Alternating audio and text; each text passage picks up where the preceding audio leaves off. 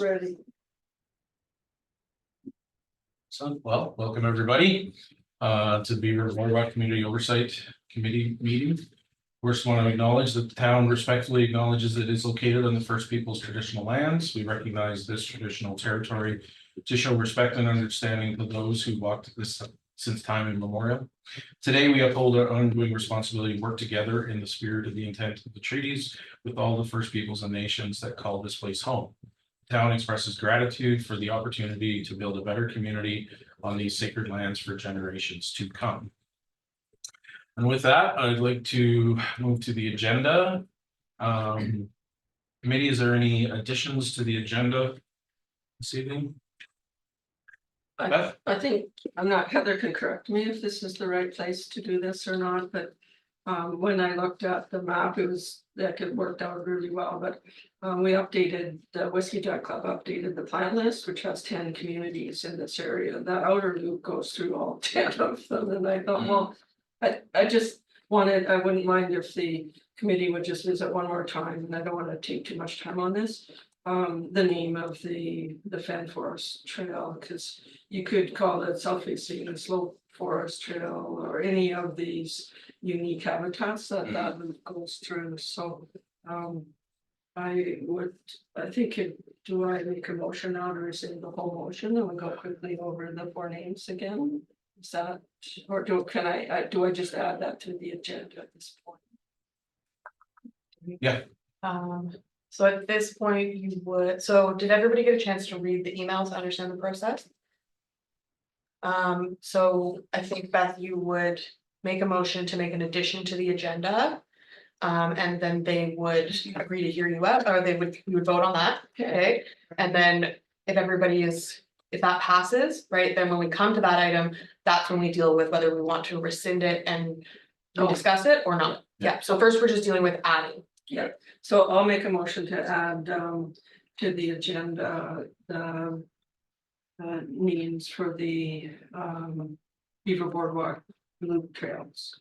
Okay, so we'll add that as 4.3 to action items, but we'll first bring that to a motion to whether it's added. So, okay, so we'll deal with that one first. So we're looking for an addition to the agenda under action items 4.3 to revisit the naming of the loops, specifically to one of them. So voting, all those in favor to add that to the agenda? All those opposed? And that is carried. Okay, so we will add that to the agenda. Any other? Just one change, if you could, Chair, please. Item 3.1, vacant positions. I'd just like to move that in camera as there's some personnel information. Okay. And personal information, sorry, included in that, so that shouldn't be recorded for the public. Okay. All right, committee. So we have one more addition to add a closed session in the information session 3.1. All those in favor? Opposed? That is carried unanimously. Okay. Any others? See none, then we'll look for someone to adopt the motion to the agenda as amended, please. Sterling. Thank you, Chair. I move we adopt the agenda as amended. Thank you, Sterling. Call the question. All those in favor? And that is carried unanimously. Okay. Next, we have the adoption of the meeting minutes for April. That's May. It's May. That's Okay. May. Well, I thought maybe there was an April one. Sometimes, not this yeah. time. Okay, so we're looking at May 15th. Did everybody get a chance to take a look at that? And is there any changes or anything that anybody saw needed? No, then I'll look for a motion to adopt those meeting minutes. George. Motion to adopt the meeting minutes for May 15th. Excellent. All right. Then we'll call the question. All those in favor? And that is carried unanimously. All right, so we're going to move into our information items, and with that, we will then go to our closed session. We need a motion to go into closed session, please. Trevor, go in closed session. All those in favor? Carried unanimously. Thank you, Trevor.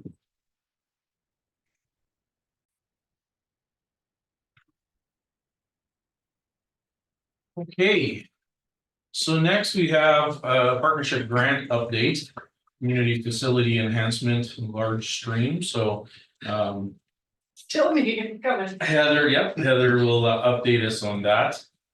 And I'm assuming this is on the second one with the chamber? Yes. Okay, Yes. Thank you, Counselor Haas, through to the rest of the committee. Last time I had mentioned to you guys that we had kind of identified a grant that we were going to look at applying for. Through that process, we discovered the municipality wasn't actually eligible.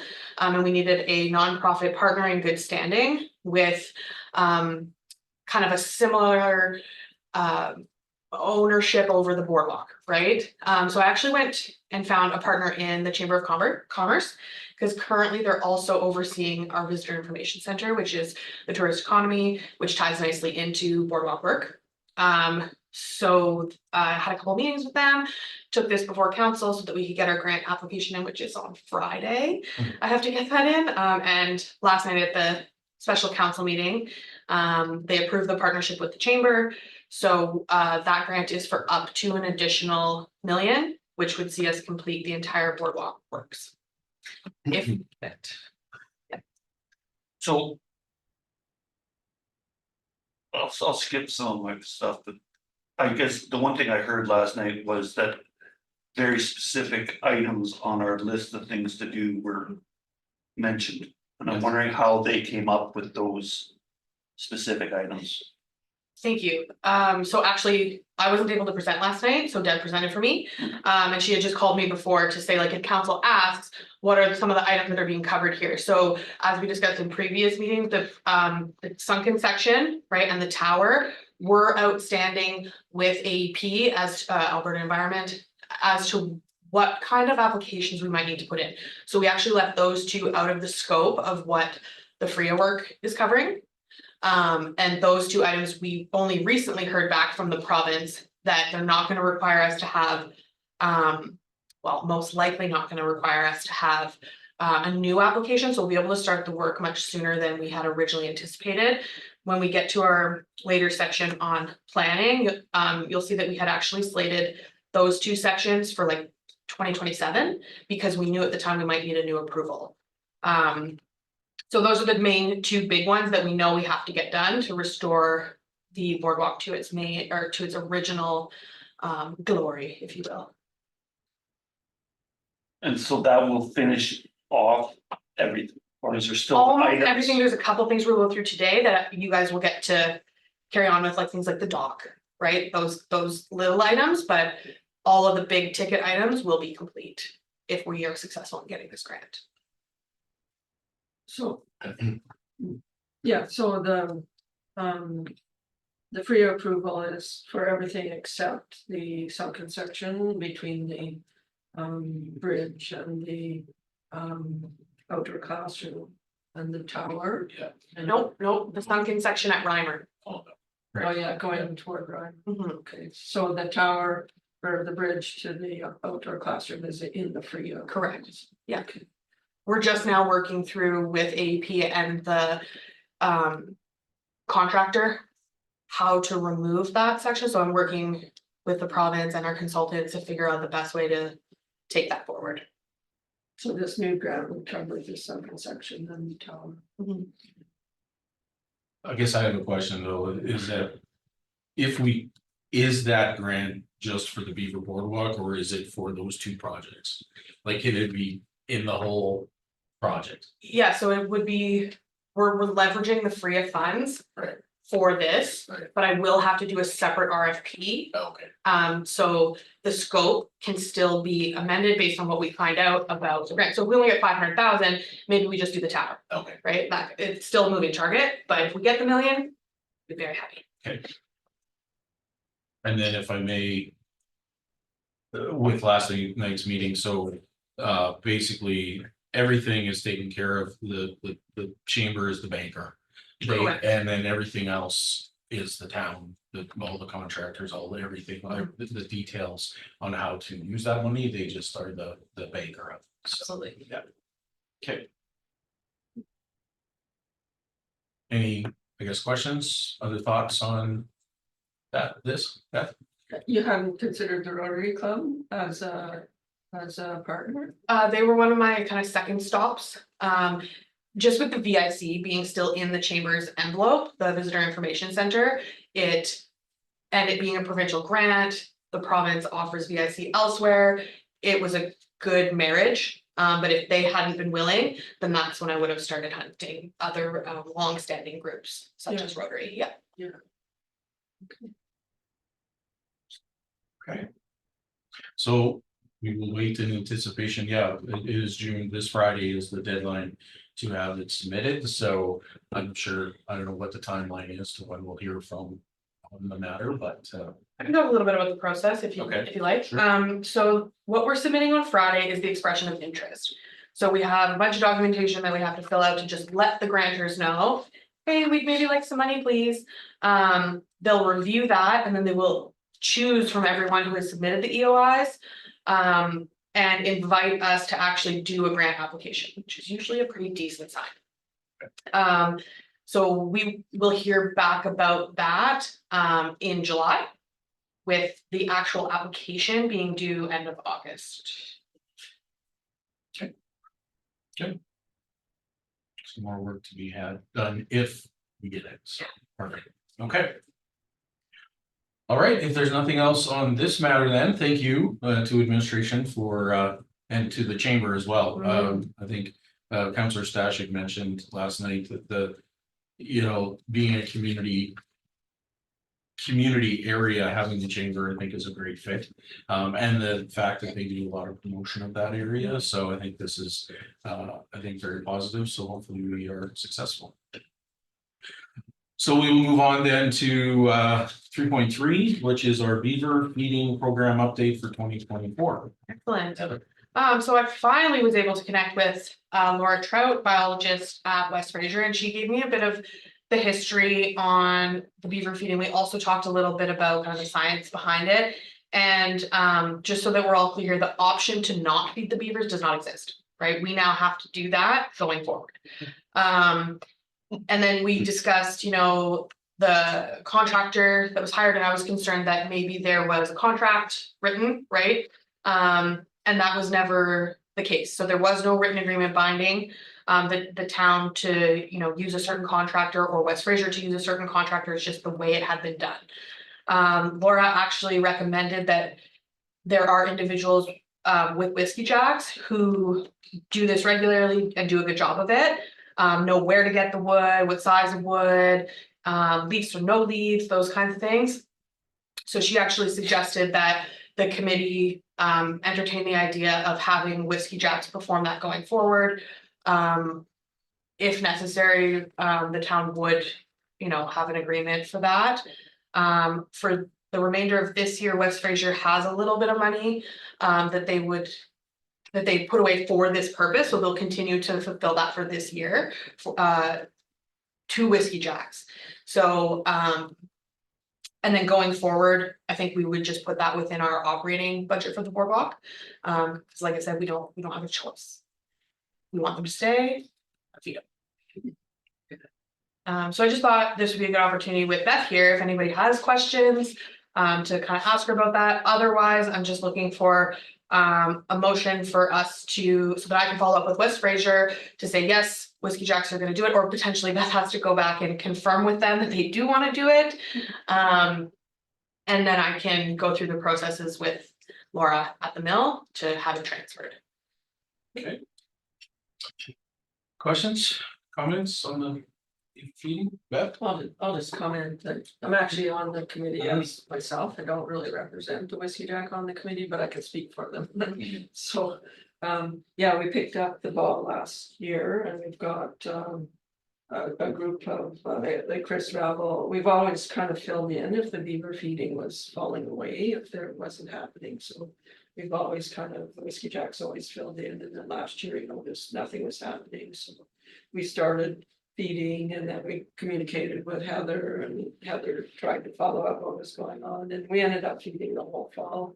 So Chris Ravel has a good group, like there's John and Jason Tillipal. They've got a number of the Whiskey Jack people that he's fussy too, that are good walking in the woods and know how to handle this kind of work, so. Yeah, he's quite willing to carry forward with the beaver feeding. How often does that happen? Once they get going, it starts around the end of August, it can be once a week, like Okay. once every 2 weeks, and then. It can be once a week toward the end, because they really get into that, but, yeah, at least every 2 weeks, and then he's out there all the time, so he just sort of monitors and says, okay. We need more, and it'll go right till freeze up, they'll go right till freeze up, like making that winter food cache.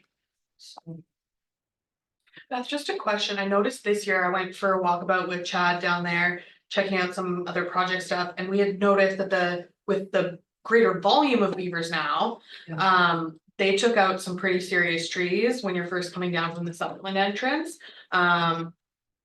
And I got a little bit worried thinking like, are they hungry? Did we not feed them enough in the fall? Is it ever typical to be feeding them in the spring? Or?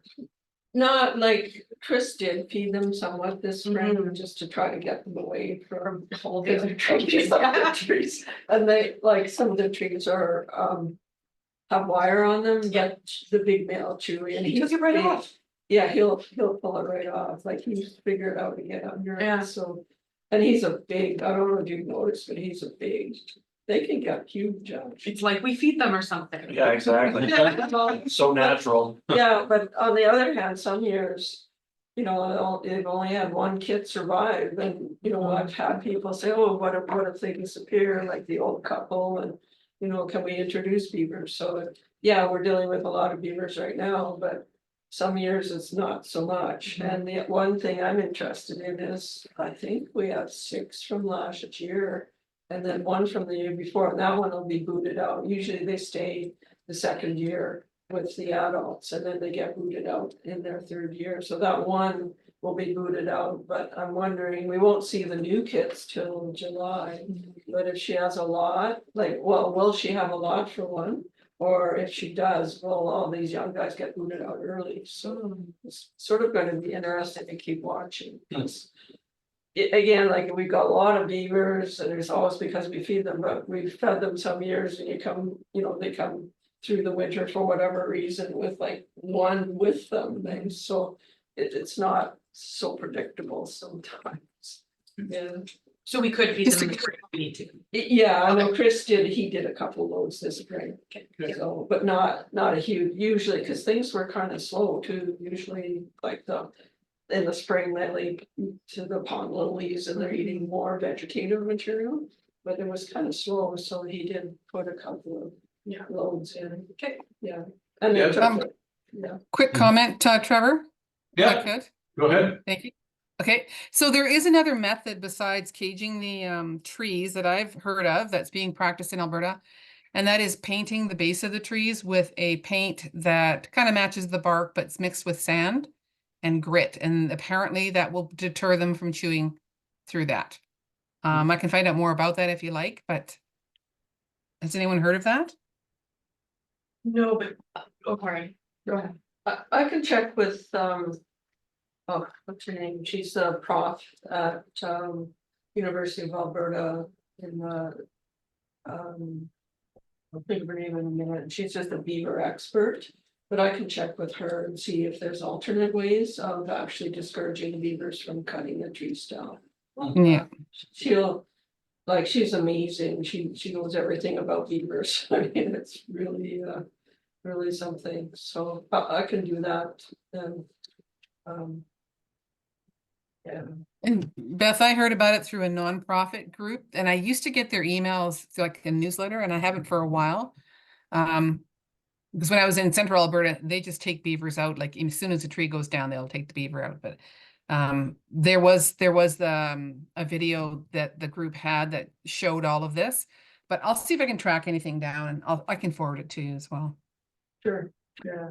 Heather? To that point about the various options, if you guys are interested in just kind of learning more about our beavers, their life cycle, their habits, that kind of thing, Laura did offer to come to a following committee meeting and just kind of give you guys a presentation on our beavers specifically.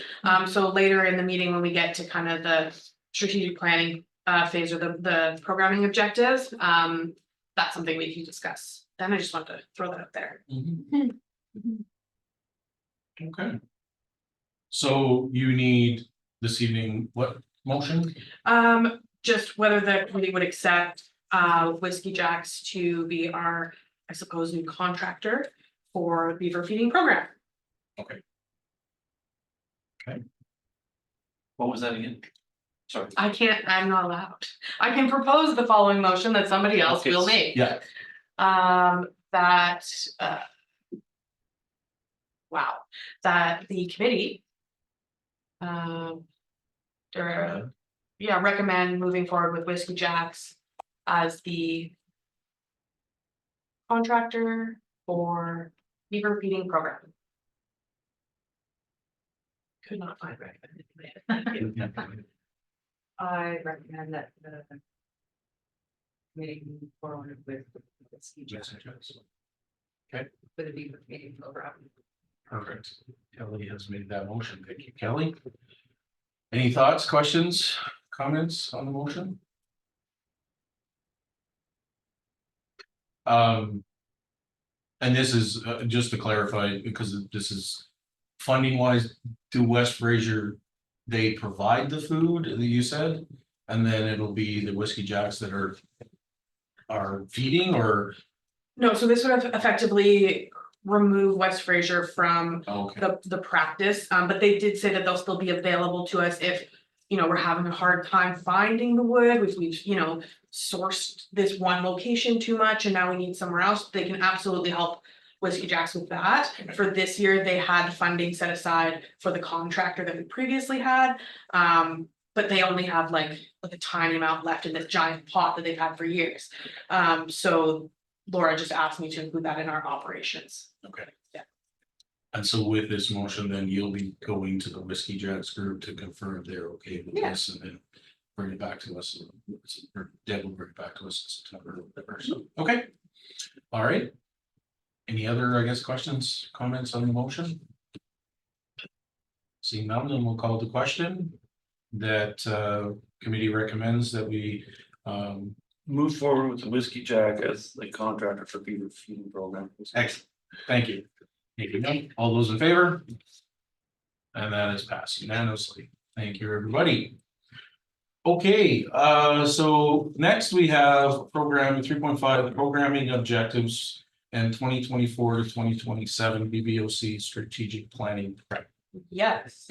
So I'm gonna hand it over to Heather, and I'm not sure what we had planned for this, but You weren't here last time. Okay, I am gonna take everybody way back to 2022. Let me just get my screen shared here.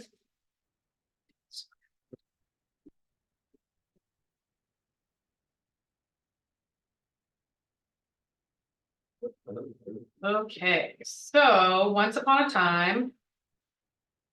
Oh, I switch between screens. Let's see what I'm streaming. Deb, can you still see that? It just switched. Yeah? Okay, cool. So for those of you that are new to the committee, this is information that informed where we are today with the project that we have. So the first exercise that we did many, many moons ago was that we found all the sections. Chad and I believe a contractor at the time, went out and did a preliminary condition assessment for each of the sections of the boardwalk. Then from that, we created some priorities. And to achieve this one, what we did was we had all the sections up on the board and everybody got 3 sticky notes. And they were 3 or 5, I can't remember. And they were to prioritize which of the various sections they thought were most important.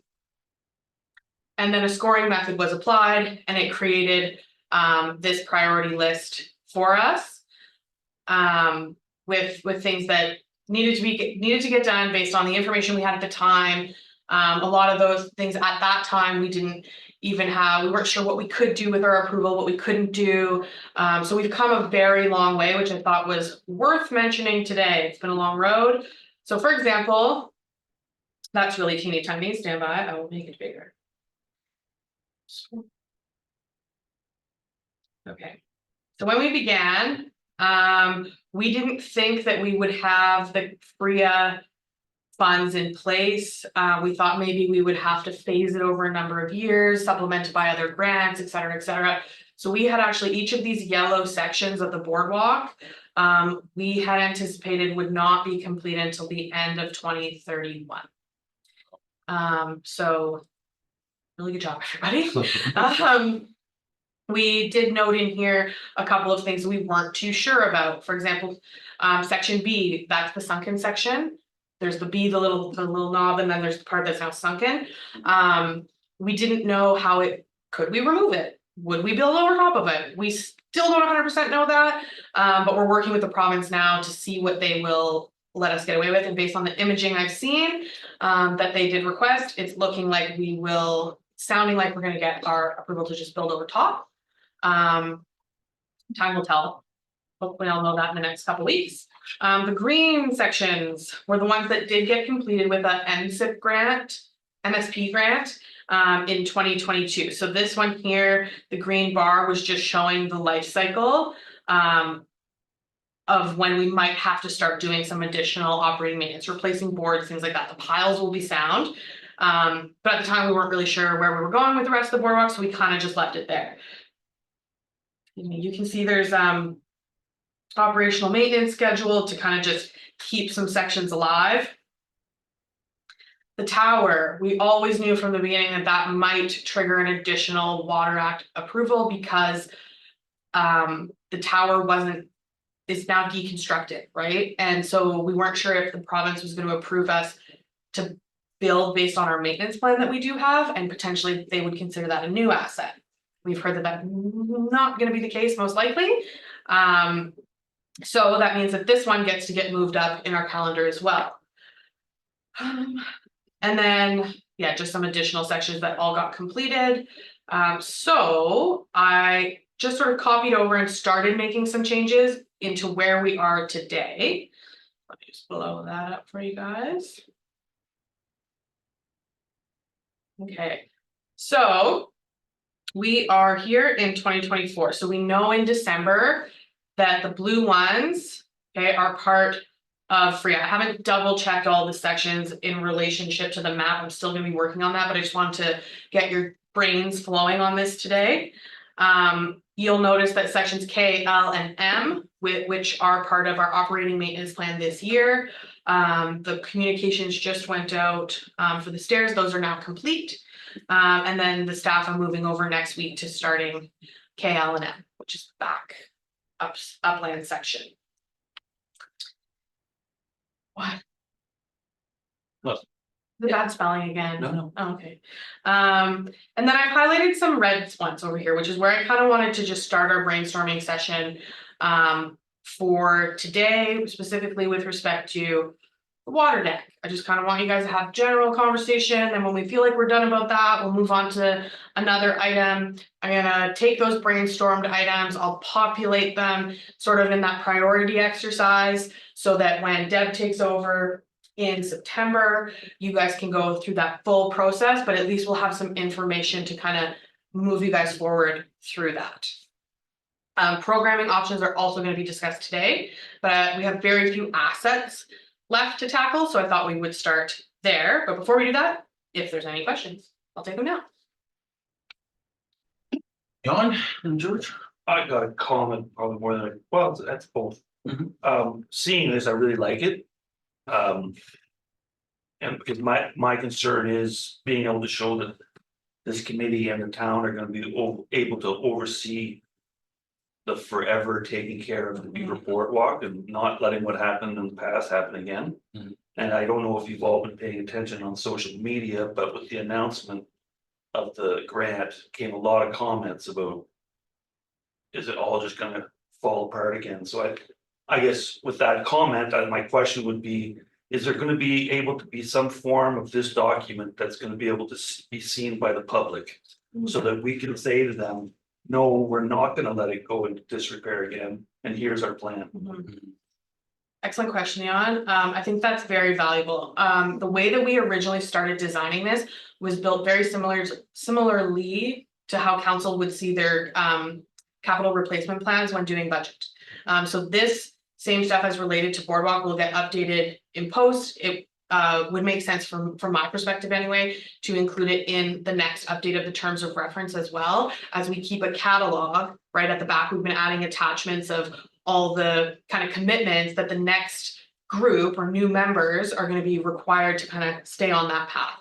So as administration, it is my intent to convert this into my budgeting plans going forward out at least as far, okay, that's really far, 2041, but typically we do at least 10-year capital plans, and then you just add a year every year. I might be, I don't know, that's great, but I'm trying to think of how we can get that in front of the public and in a way, and I'm almost wondering, do we have money? Or does the town have money, or just that, like, even with the announcement, I kind of wish that there was like a full page thing in the newspaper saying. And then part of that could be like a screenshot of that or something like that saying. And the Beaver Boardwalk Committee will not allow this to go into disrepair again, and we've got a plan, and here's a snippet, or something like that, you know what I'm saying, like. Yeah, I think when we get there and this is more complete, I think to produce something like this publicly at this point, it's kind of half baked. Oh, no, I'm saying like when we're done. When we're done, like when it's all fixed. Yeah. Yeah, absolutely, that makes the most sense, and I think it should be celebrated. But keeping in mind that I don't know that it would come from the Beaver Boardwalk Committee, like a public. Whatever, I don't care Yeah. who it comes from. Yeah. As long as the public is aware of the fact Yeah. that we're not gonna let what happened last time happen again. Mhm. Well, and if I may, I know Beth here, but I want to build off of this now as a town asset would also go into our asset management program too. Yeah. So that's captured as to when it's updated, and then, you know, based on the pilings, based on the construction, how long it'll be, so that will be something that we'll have in that system. So yeah, I think that's a really important part to for that public facing. Okay. Beth. Just a small comment on that too. I wonder if the public really understands that the town has, like, Chad has money for maintenance. I don't know if the public really understands that's been ongoing every year as well, like we fixed up that corner really nice.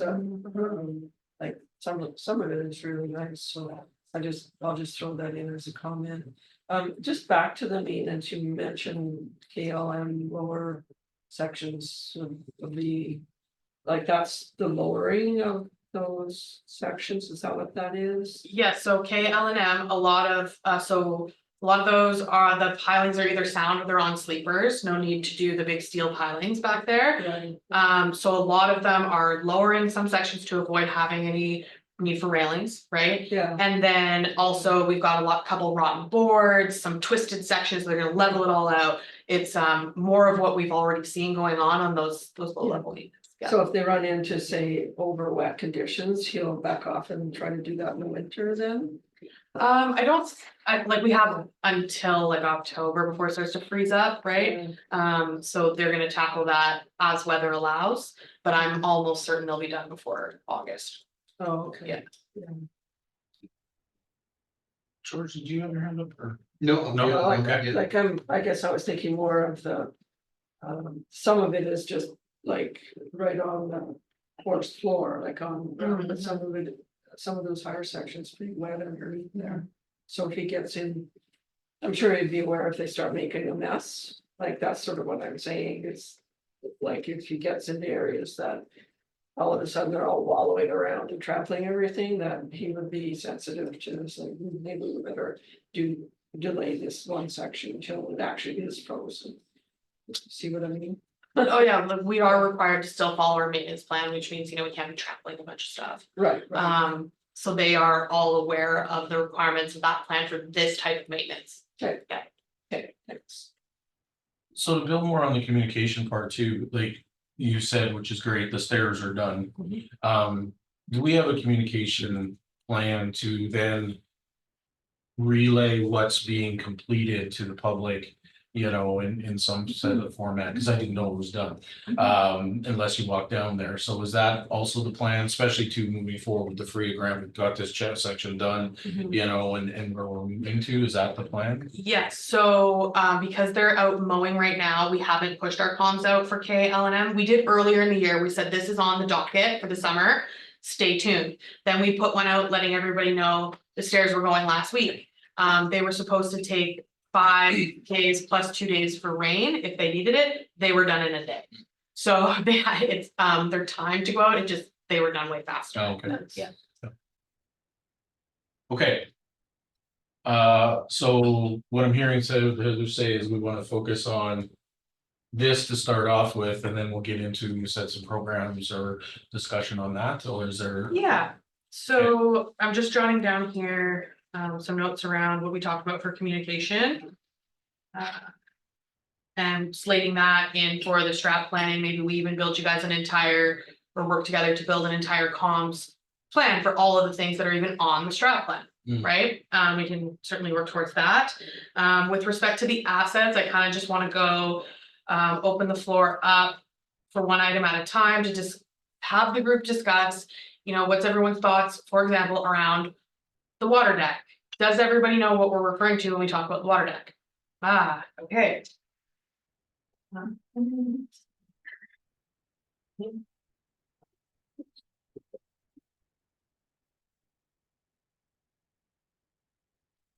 Trevor and I will share. I'm not sure there's enough if you want to pass those around.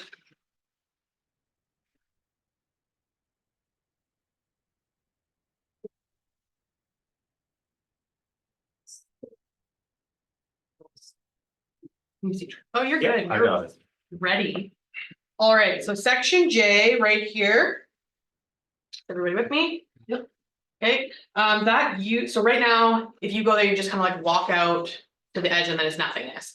Once upon a time, there used to be a floating dock attached to that with like a railing that you could kind of go up to, look around at the water, just a little bit of a different viewing experience. So I guess I'm wondering, do you guys want it replaced exactly as it was? There was a time when we talked about putting it on floats as opposed to pilings. Do we want it similar to the one that's at Riverfront Park? Which is essentially something built into the shoreline, or in this case, attached to where we're already have Boardwalk built.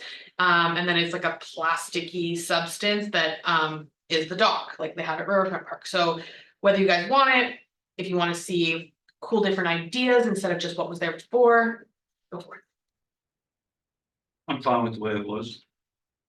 I don't really want to see a plastic dock.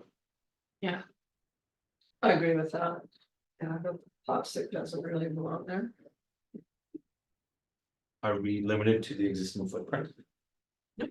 Does it float? As long as it floats and we're not driving any new piles in locations that the piles didn't previously exist, then it can be whatever you want. Floating would be kind of nice and it look bigger.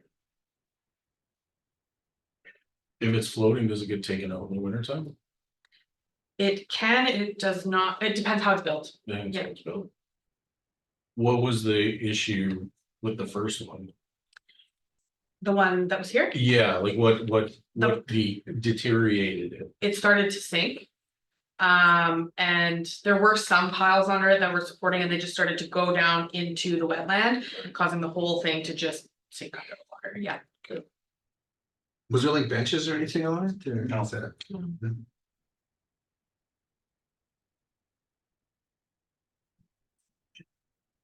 I'm just wondering, because it was just, if you, I'm trying to recall and you guys can help me, but it just went out but I'm just along that line, like, would it be nice to have L shape? I thought it was a T shape. Was it a T shape? Yeah, It was a T shape, And it okay, went out and there was a T. Yeah. okay. So I mean, I would prefer that, but even having a bench added to it. Yeah. To, you know, where you can just kind of hang out there. Do you guys want to see alternative options for it floating, or are you thinking right away that you only want to talk steel pilings? So that it doesn't sink, it's made of wood, looks exactly like the rest of the boardwalk, Or do you even want to explore other options? I want to explore other options if it helps make it cheaper and. You know, just as durable. Mhm. I agree. Cause you can still make wooden floating docks, right? Mhm. Like there's apparatus that we didn't need islands. Sure. Can keep the, But as Heather said, I think you have to find the right construction, and sometimes it can be tricky. right, Like to like the, you know, how big of a lake and wave action and all that kind of stuff. gotcha. If we can make it all of clear plexiglass, so you can see below it, that would be cool.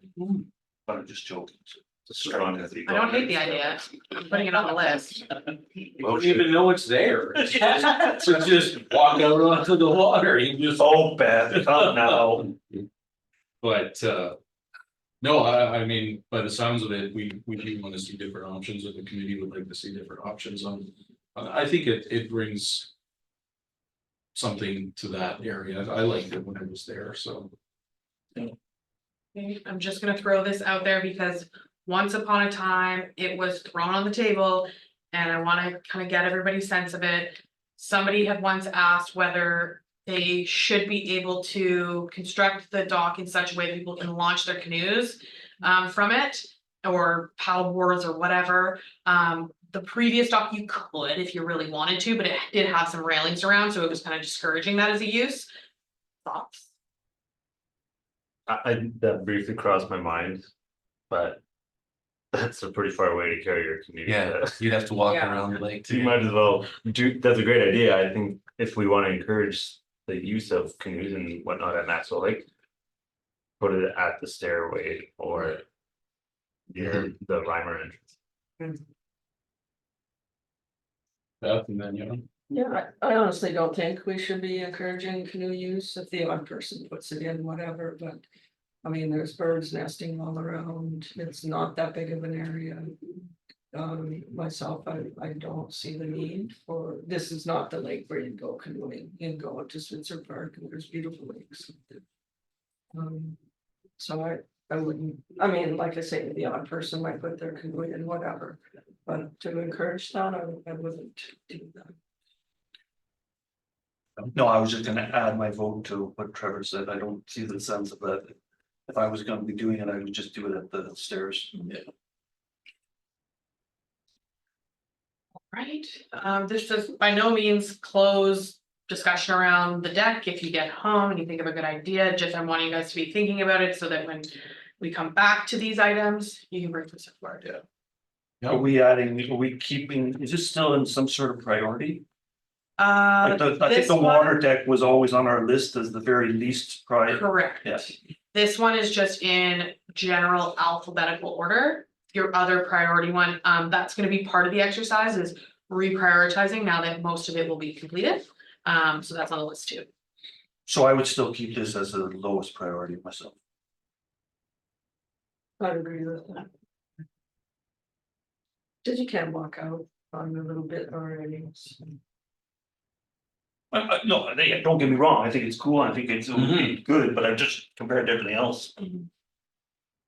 Well, I guess I'm operating under a bit of an assumption that by the time you got, so that come September, Deb's gonna start making you guys a plan for 2025, 6 and beyond, which is gonna put us right near the end of most of the boardwalk being completed. So these lower priority items will really be all that's left other than the programming side of things. Yeah, well, plans change.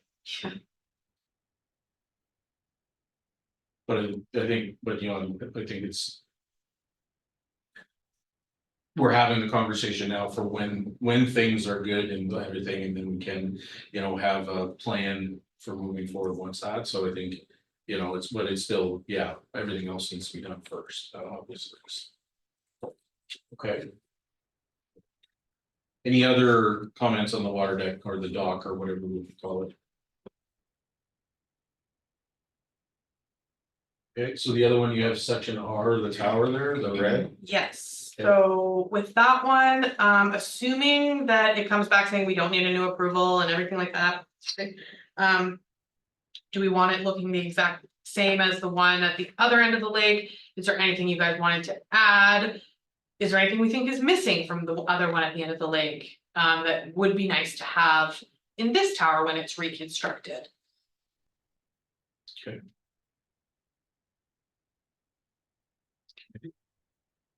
Last one, the tower. I think the tower was fine the way it was, just.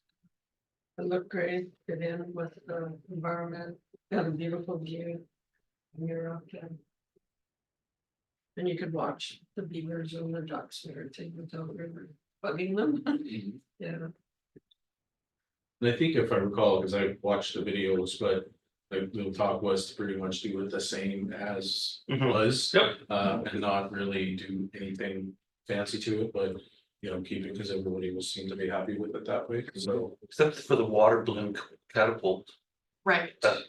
You don't remember that, Beth? What was that? Water balloon catapults? No. Oh.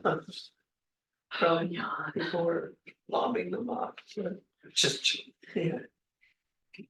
no, it Well, was to keep them exactly as they were, Right. and part of the thinking was, it worked, everything was fine, let's just go with it, go. So I just have a question, I don't know if this maybe is, I don't know, I'm not an engineer, but would it be also maybe something to have one of those eyeglass things? So people can view out, you know, like, I don't know, like, but not a paid one. I thought But, that too. you know, but something there so people can, because you don't always have binoculars, you want to see it up closer. Maybe having something like that on each tower. Possibly. I don't know. Thoughts are. I thought of it too, I just find that usually they suck. But if we can. Yeah, If we the make ones goal to get a good one set, then yeah. Yeah, if we can find a more updated version of it, because yeah, anywhere I go, you're right, it's Yeah. those old ones that they haven't replaced. Because there's no reason for it, but I'm hoping there would be probably something a little bit more. Can you expand on that, like what sucks about them? Like, are they just like, they're all scratched up because everybody's used them and they're not replacing the lens, or they just don't work? Like, it's what to look out for. Yes. All of the above. Got it. Or the focus is sucks and all Yeah. that stuff. And they're limited on how you can move them around. Yeah, You can only look Yeah. this way, but you can't, right. you can't actually It would have to be one that goes like. kind of- rotate. Yeah. So yeah, I always find them, it's like, yeah, okay, nice, and then I'll just look. Yeah, Mhm. yeah. I mean, I don't wanna add to the, I don't wanna be replacing these things every year, so, Right. maybe do some due diligence research and find out from other clubs how often this stuff lasts before we jump in. Yeah, It's a good idea. Is there a plan to put like some signage inside, like?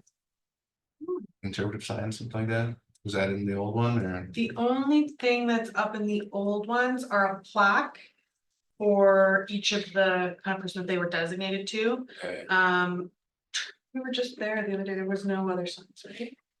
I don't think there is. I don't believe there was. No. And I know there was none taken out of the tower when we disassembled it, so no, there was not in the previous iteration, but if the group's interested. I think it's a great spot for some sort of educational signage. Mhm. To be honest, I had to remember the old ones. I don't know if this is more, like along those lines, this might be more in programming, but. The interpretive signs, there are some major mistakes on the ones that are there, like the one by the Beaver pond. Shows that water lily, it's not even in Canada. It's like, no, we need a yellow pond lily there, and there's a few other mistakes on, I mean, they're wonderful. Don't get me wrong, I think the interpretive sign is amazing, but. If they're ever replaced, there's a few changes to be done to them, so I can send those along if you want. That kind of goes for a lot of our interpretive signs in town. I feel like once upon a time, there was a big push, right? And then they just kind of got. Well, it's history, so it's just the same, but nobody's really staying on top of it or looking at whether it's accurate. So I know that like I'm planning for some of our other areas in town to be taking that on in the coming years. So this would either fit in as part of that or as something I've put it on the list as something that the committee could work on to make sure that we're getting the content correct. Yeah. Like the sign in the pen has birds, but all those birds mostly would be over on maximum 8, not the fan. Mhm. Most like, you're not gonna see a hummingbird there, you'll see it out on maximum 8, so they've just got it a little. Like I say, it's wonderful, but it needs a bit of updating sometime. Kelly? Just about the signage, is there anywhere, are there any signs that acknowledge the original volunteers that created the Beaver Boardwalk? Just the plaque at the, on the A tower. Mhm. And I wonder the one sign when you head in from the Sutherland entrance. There's one with a bench there. There might be something on there, but I have to double check, so I'll have to put it on the list. And also, are the towers named, are they going to be named?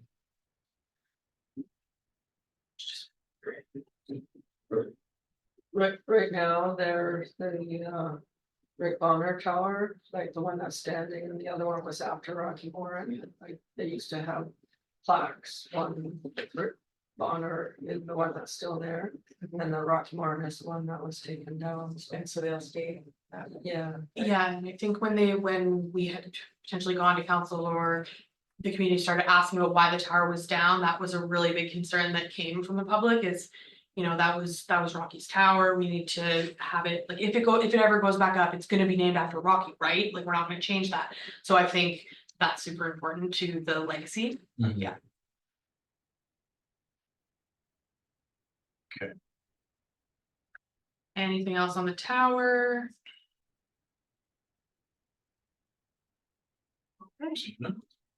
Okay. As far as the sunken section.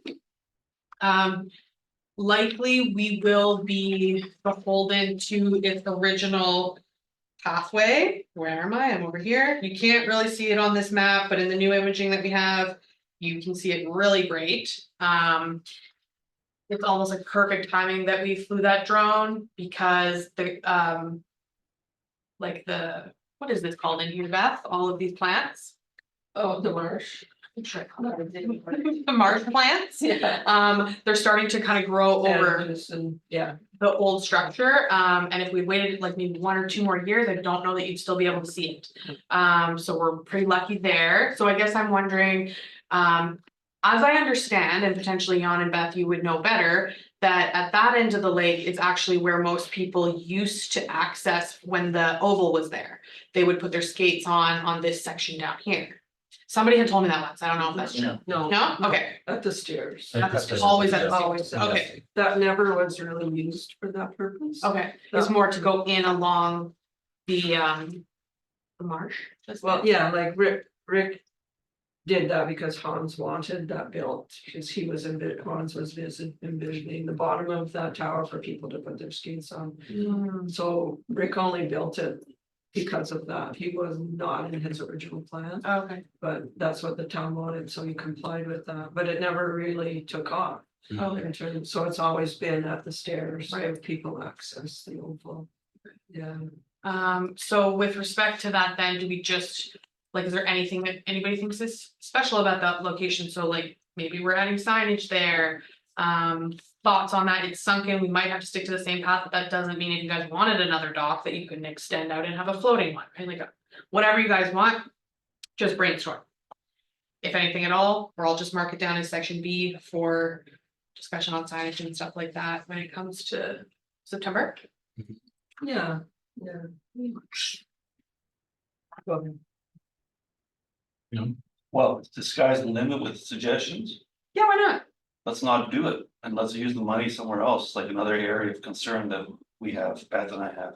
Yeah, I would agree with that. I was gonna bring it up during my round too. Okay, so just Yeah. eliminate that assumptions. Well, I agree with Beth and whoever else, with the tower being there and the lake shore boardwalk on the south side, I don't really see the sense of that little tiny section. Yeah, leave it for the ducks and the birds. That's really what I would have just, yeah, like you've already got the access all along the lake there when that gets fixed. So, yeah, not doing it is, I would certainly support that, and the money could be put to additional work. Or even if it's not approved with my idea, it can still be just, I don't know how we have to manage the money, but it can be used for something else, I'm sure, along the way. Yeah, so the way that, like I said, the scope is still in flux. Until we get to the point where we've submitted our final grant application, so when we hear back, and I also have a contractor coming out. Based on kind of the information that we have from Alberta Environment and what they're gonna expect us to do with this section. To give me a quote, right, so that's gonna give me an idea of how much of this million, if we get $1 million, is left. But if we only get 500,000, how much is that costing versus the tower, right? That's what I'm trying to set it up so that I can bring you these things back and have you create a priority from that. Okay, Since we're on the subject. Yeah, section B seemed to only be to access the lower level of that tower, and if it wasn't being utilized how it was. I don't think section B is useless though, like there's no real way to touch the water at that end of the Maxwell Lake. I'd be open to the idea of having B, rather than loop around, just extend straight out and have a floating dock, if that's a possibility with our permit. It'd be nice to get to the water that way. yeah, when Trevor and I were out there recently. We were just kind of standing chatting, and I really liked being able to look down, see that kind of tall, watery grass, that's a technical term. So, yeah. Yeah, that growing, but you could. Like I was just kind of imagining like us walking down there and then the birds and the ducks kind of all being around us and the grass kind of higher up. It just seemed like a really unique and different experience than we're seeing at the other end of the lake. Mhm. You have that whole section D though, and that'll be approved, like you're right there with the ducks, Mhm. like that's closed right now. So to me, you're right on the water, you're right with the birds. And then B is fine the way it is, you can't really access it now, but I think it's pretty solid. You know, you could just walk out on B and stand there and enjoy the birds and everything. To me, I don't see a need to go out to the water for that. We can overbuild things too. So, go ahead, Chuck. That being said, standing in the tower, if we're not doing B, which is fine. We're not doing B. I would want to see the section that's there removed though. Otherwise, they're sitting in the tower. It would drive me nuts to look down and see, oh, there's. Looks like the old section, looks like we just left our garbage there. What is that called, B, or is that called something else, like the sunken section? I'm calling it B and sunken at this That's point. sunken, yeah, so you're talking about the The sunken sunken rather than B, which is still more or less intact. More or less. It's getting less. It's so- rickety. Floating. Yeah, And it's closed. yeah, it's close, I know. Yeah. So I guess what I'm hearing you say is it's a bit in flux right now. Mhm. And we have to submit certain things for the EOI. This is not part of, This is not part of the EOI. Oh, okay, okay. So, I mean, this is where, when we get the dollars, that maybe that's when the decision is made what to do with it, whether it's continue it or see what money we have. And if we can put it someplace else and, but maybe that's when coming back, when the grant is done, when we're prioritizing and saying at that point, then what we do with B and sunken. I think for me would be probably the best route, rather than taking it off the map right now. Let's see where we're at. especially since our last conversation with the province was, it's been sunken so long. That they were concerned that aquatic life had developed to the point that removing it is actually worse than just building on top of it. Okay. So that's why we needed to fly the drone, get all that figured out and see what they're gonna say. Nothing else on B/sunken? Unless there's anything from the committee. Are there any other areas of physical assets at the boardwalk that you guys may want to discuss, whether it's more signage or sections that are trail that we need to convert into boardwalk because they're always wet or something. Now would be a good time if you had an idea, Jan. I do, but unfortunately, it doesn't fall within our official area of interest, so. Oh, this one. Okay, Well, okay, but I still do wanna raise it sure. now or during my roundtable. I don't No, know. no, I mean, if it has a possibility for Well, it's, future, I. It's, if you guys, if you've been to the bike park. The bike park is here and the graveyard is here. There's a trail that goes up and underskirts below the graveyard. And as it does so, it crosses the wetland that is between Rob Road and Maxwell Lake.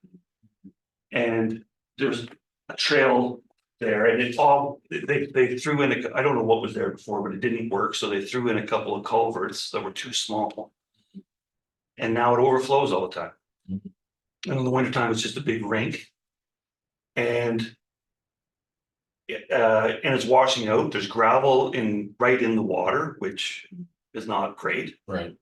And so I have talked to the province and stuff, and I've sent an email to the town, Chad, asking if there's something that could be done. And he mentioned maybe the possibility, so whatever. But I just wanted to throw out there, and I know it's not our area of interest. Right. But I just wanted to say, maybe there is a chance that we could say, hey. Part of the $60,000 that we give out every year for, maybe we could, ask the town to divert that over to this project as a one-time thing. I can actually speak on that one. So Chad brought me the photo, showed me the email, we got the map out, we did the whole thing. And we actually decided he's gonna go out, once once they got their mowing caught up and stuff like that, they're gonna go check it out. Get some ideas and some quotes around materials and things like that, and we're gonna take a look to see if there's any money even left in our 60K this year. If we can just do that, or if it is technically out of the scope of the boardwalk map, if I have the money elsewhere in my parks budget, then we will look at dealing with that, for the main reason being the fact that something was built there that's not suitable with what we know today, and we just can't continue letting the gravel slough off down into the waterway. Like, that's not responsible, and I think we've come past that with this group, and parks, aside from this, is already looking into it. Thanks. Yeah, I agree. That's great, because I know before the culverts, there had been creosote logs put like way back, probably in the 90s, put across there. And it was just overflowing and it being an ice rink. And then the town solution was put these little culverts in, but they're too small. So it still becomes an ice rink. And it's a heavily used trail, so I would support, as a one-time thing, using whatever is left from the 60,000 that Chad has for this, because it is the drainage from Maxwell Lake anyway. It is the back drainage from Maxwell that is actually crossing, so I would definitely support reallocation of funds, like as a one-time solution, whether you put like a boardwalk bridge right across there and let the water just do whatever it needs to do underneath. Well, I think we had some really great learnings from section GG, that temporary section that we put in, because that's kind of where their brain is going with it. Rather than diverting the flow altogether, do we throw some sleepers with little water bridges that lets the water go underneath? Yes. That's kind of what he's looking at. So they're just costing it out, figuring out what kind of time, and humans, we have to do the work, and so we're working through that now, but it is a priority for us, for sure. Yeah, Excellent. because I think, just thinking budget wise, if we can, and that's why I don't discourage if it doesn't fall into that area, but that's why having Heather and then Deb here in Parks and Rec, if it's somewhere else that we can deal with it, because we are in different areas, obviously. But I think going down the road, unless there's no money in Parks and Rec, that we kind of leave that 60,000 for the Beaver Boardwalk area, look at alternatives, and then as a last resort, if this is something, then we could as a group say we recommend that, right? Just to keep things, because there is that public opinion you start taking from one. Yeah, right. Right, so, so I just, yeah, I think it's a great idea and I'm glad Chad is looking into it.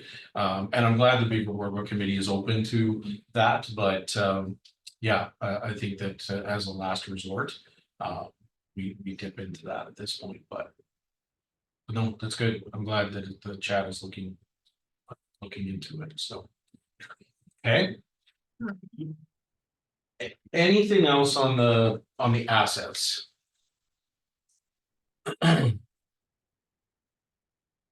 When I was there this week, there's a very significant hazard on section E. There's a missing board and it seems like it's become disconnected. You can see it in the photo here. And that's currently an open section, like it's to the point where that section should be closed like immediately. Just throw that in here. Board missing that whole section. Yeah. So I imagine Chad can get up there, Mhm. yeah, or somebody, not just Chad, but. Okay, Yeah, with the missing board, that's. Okay. okay. So just mindful of the time, because we do have a few more matters, so we've looked at the assets. We're gonna bring back in September, prioritizing these particular ones. So the other question or the other topic, before we open it up to the committee and their thoughts, but is planning.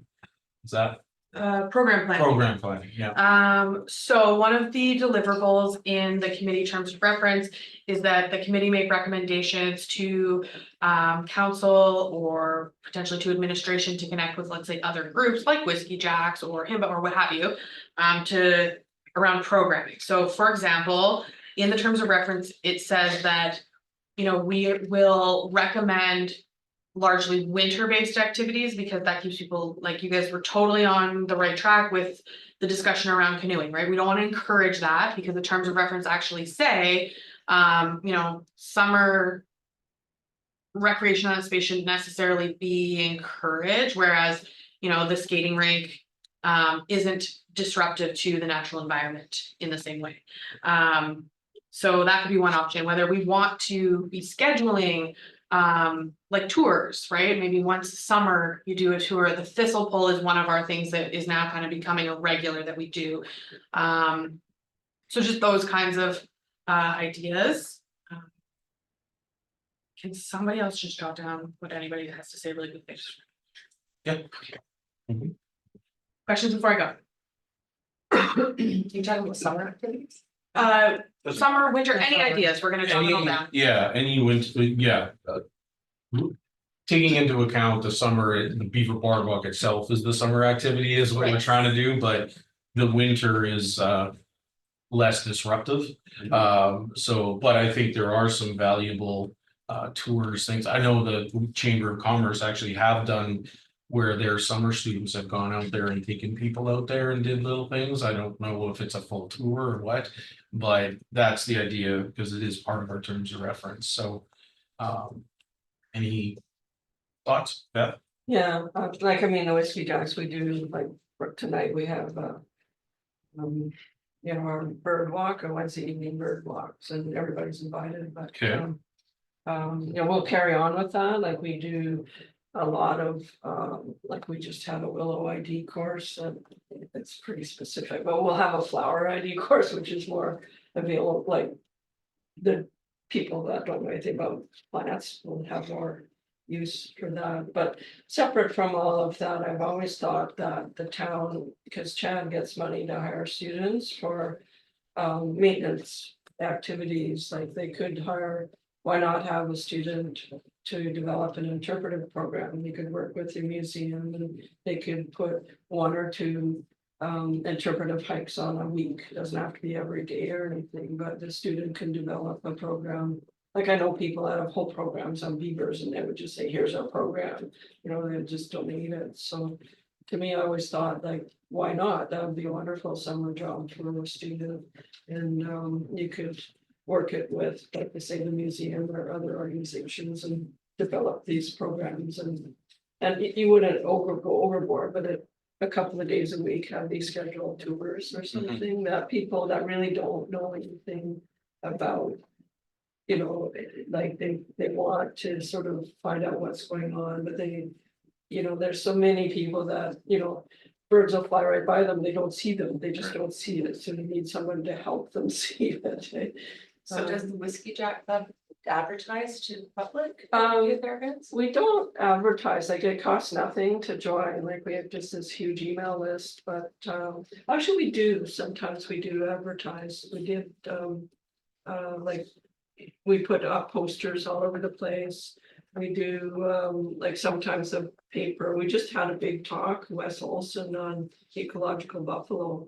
And he actually put that in the paper for us. Now we're gonna bring him back, cause that's world-class stuff, like people have no idea, it's like, holy cow, this was, so we do have the speaker series that we, and the idea originally was just to have, because there was so much wildlife work being done in the Hinton area, we would have people talk about grizzly bears and you know, Karen Graham talked about amphibians, what she brought in, frogs and toads and kids, like the place was packed, or like a lot of government biologists, it's part of their job to actually do a certain amount of outreach, so, you know, we don't have to pay for them, so. You do one way or another. We do, yeah, well, taxes, yeah, right, but they have to check that off of their annual, yes, I went and gave a talk, so we advertise those. I think Yeah. building off that, I think, and is the advertising and the Yeah. communication part of it, because I've never seen it before and Yeah, stuff, so I'm not so- sure where you're advertising it and. You know, and look at what other methods, because those sound really great Yeah. as programs that I think some people would like to go beyond you on. Well, I want to add, it touches on everything you guys are saying, Yeah. can we not add another, like, first of all, if you, well, a bulletin board. Yeah, Like, yeah, actually. Because that's a good there is idea. one near Rocky's Tower that's never used. Right, yeah, I think it's the only one that uses it, yeah, so why not put bulletin boards at the three main access? And just have you, because I would love some of this stuff, and I just, yeah, it doesn't come to my social media. yeah, It never pops up for me, so I know nothing about it. yeah, And no offense to the voice, but if you advertise in there, I just missed it. 'Cause Yeah. I do read the voice. yeah, Well, like and I think- sometimes you miss it, yeah. I think the Whiskey Jacks will probably be looking, we don't have a social media, but we'll probably be looking at that in that next, because we're starting to get a whole lot of new members, so we'll have a lot more people to work with, that'll, you know, volunteers are always the trouble to get, like it. But I think if you have that social media, and then we have the Yeah. town calendar. That you could put it in to link in the town calendar that Whiskey Jacks every Wednesday is a boardwalk and.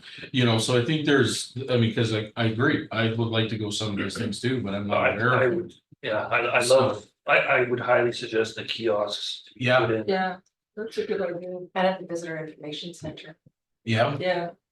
Yeah, usually we'll stick up posters there, in the information center, but they get lost, there's so many others.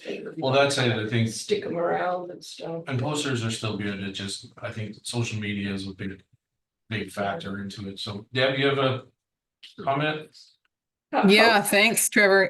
Just wanted to comment a little bit about bringing together a couple of things I've heard tonight. One was Heather mentioned a comms plan with regards to the committee's strategic plan, and that sounds like a great idea. I think maybe the Town of Hinton Communications Department could join Whiskey Jacks and other groups that are programming in the area so that we'll get the notifications and we can promote them through the town. I mean, I think it's legitimate if it's being put on by a community group, but it's being done at a town facility. There's no reason why we can't ensure that the town promotes those, but we have to know about them too, so. Just trying to put those things Yeah. together, yeah. George? Have we ever talked about having like a social media account just dedicated to the Beaver Boardwalk? Yes, I think at the beginning it did, and I think none of us felt like we wanted to take that on, because you have to watch what you say and how you say it and all that kind of stuff. So you need someone who's gonna be, and I don't think the town was necessarily gonna Mhm. stand up and take care of a Beaver Boardwalk Facebook Right. page, because there's gonna be a lot of comments on there, and you gotta watch what you say. And it could become a fair bit of work. So. But I like the idea because you can also have a group that has no comments. You can block it that there's no comment, it's just an information thing of programming. That, and I realize, and that was a while ago, we have a whole new group. That may have time, you know, podcasters and all that. But no, but I think, you know, I think that there is some value there because. You know, and it's not for comments, it's just for information. You know, and getting out there what's happening in the Beaver Boardwalk, and especially when if we're gonna start promoting things like this, I think that's a very valuable tool, you know, that people can use. Okay.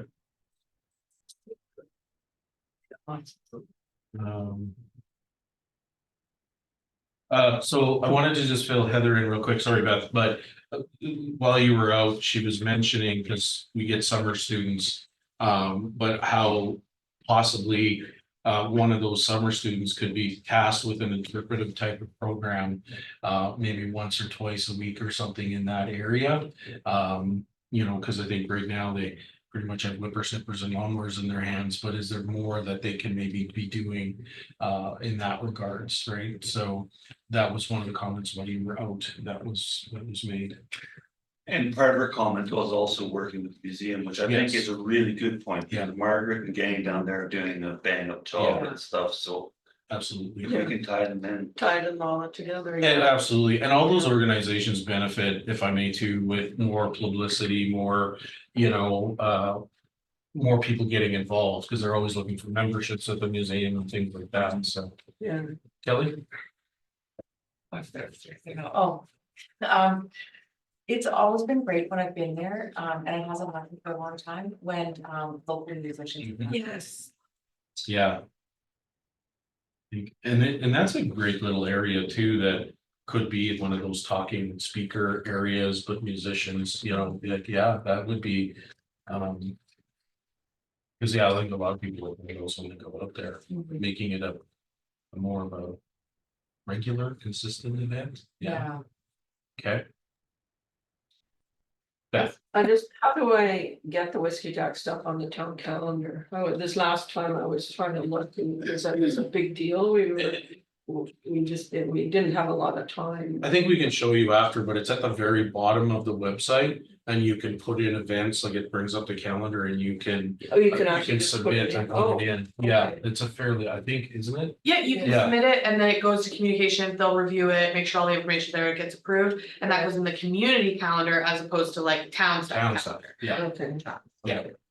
so, But I did not note that down, that that's maybe something up here in the planning, strat planning section that maybe you guys should be more familiar with, so that when Yeah. you're Mm. running into these various groups, you can go, yeah, just throw it on the calendar, because that's something the comms department is actually really, they're challenged with all the time, is getting people to consistently put things in there, because we do have a lot of stuff that goes on in this town, yeah, put on by people and groups outside of the town that it just gets missed.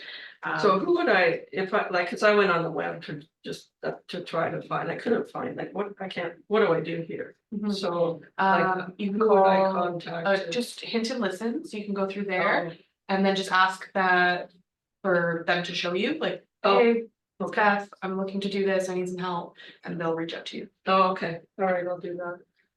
Kelly? We partner with the Hinton Youth Group and we invite them up for, Mhm. Hidden Youth Group, which organization? the town. Hinton. Oh, the The advisory Hyatt. council, okay, yeah, I have, yeah. Yeah, we actually, the Whiskey Jack Club has sponsoring, we've got a Ducks Unlimited fellow coming right at the end of June. He's from Grand Prairie, but he comes down here fairly regularly, he's gonna give a wetland talk, like different, how to ID all the different wetlands, so that would be something nice to put on the town. Calendar, because it's different, like we're doing vegetation communities, but he would actually be showing. Like wetland classification, probably the technical stuff that he'd do, so it would be kind of neat. Yeah, bring his little girl along, she's his helper too, so. So I think what I'm hearing, and I mean, we can create more, but there's already a lot happening. It's just bringing it together to bring it to to the public to be more aware of it. So how can we as a Beaver Boardwalk committee promote or help that promotion of the different things, right? Because sounds like there's a lot happening that just people aren't aware of, you know, and what can we do to help that program? I would second George's, I think maybe the time is come for a Facebook group Mhm. tied in with Trevor's comment about no comments. Yeah. Yeah. If you could have a few people on this committee as admin and whenever we have meetings or stuff, or someone sends an email saying announce this, we post it. Yeah, even just Chad finishing the stairs or something. Exactly.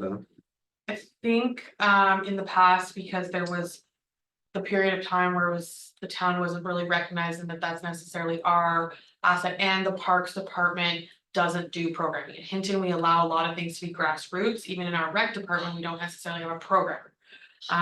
But I think once the condition of the boardwalk has been restored, it only makes sense that this asset would kind of be rolled into the rec page that already exists. But you can create sub pages off of that, where we could create some permissions for you guys to be able to participate, but that you guys wouldn't have to shoulder the burden of kind of what can come from. Like those original concerns that we did have. So I'll see what kind of options exist to go either full committee led or hybrid of some kind. Because I mean, I know we've had a lot of conversation within the town, and Facebook is still the number one communication, you know, and the Twitter and other things are just not utilized as much. The only one, and I'm gonna look at Sterling, because you're that age, because my understanding is your age doesn't use Facebook so much. What is your age use? Instagram? Yeah. Okay. So I don't know, like that would be something that we'd have to like, because I mean, we want to also bring the youth out into that area and what's available in learning. So I think a combination of how we can try to utilize both Instagram and Facebook. Because I'm not young, but none of my kids are on Facebook either, and I don't see a lot on there. So yeah. Is that your recommendation, Sterling, or is there other thoughts that you may have as a young person to how do we get them out there? Probably Instagram. Instagram, yes, one, okay. And I have nothing on Instagram, so. Instagram, but I know that the comms department had in their planning, they had wanted to expand out beyond Facebook into, you know, whether it's like Snapchat and Reels and like Instagram, to be able to like pull people into our other communications. So I actually see this as a good segue for them to try it out by finally potentially doing The Instagram. bonus is you post to one, you can post to both. Right. So. Good. Well, and you know, this is, I think, and I realize we want to be mindful of how many people we have in that area, but it's also another opportunity for some of our tourists, when they're coming through, they can go on a Facebook page and see that we're doing there's a Wednesday evening bird walk that the community does, and go out to that, right? So I think this is a way of also, you know, because I don't think we're gonna have a huge amount, but I think there still will people that will come out and respect that area and you know, utilize that. Where, you know, if we're not, they don't necessarily go to the town of Hinton website. So if we have a Facebook page, I think that they would see that. So. One of the things I was thinking of too is like, even if we set like a calendar of events, like QR codes around the boardwalk, like maybe on like on the tower or on information sign, where you can just scan it and it'll bring you to a page that says, hey, this was happening this week or this month, or you know, you can sign up for the Facebook or the Instagram. Yeah. I think, yeah, balancing it between technology and I think that's a great idea. And that was one of the things you get points for in the expression of interest, is whether you're blending technology into it. So like maybe I'll just throw that in because at the end. That could also be something that we could do with the planet Mhm. signage too, so it could be updated.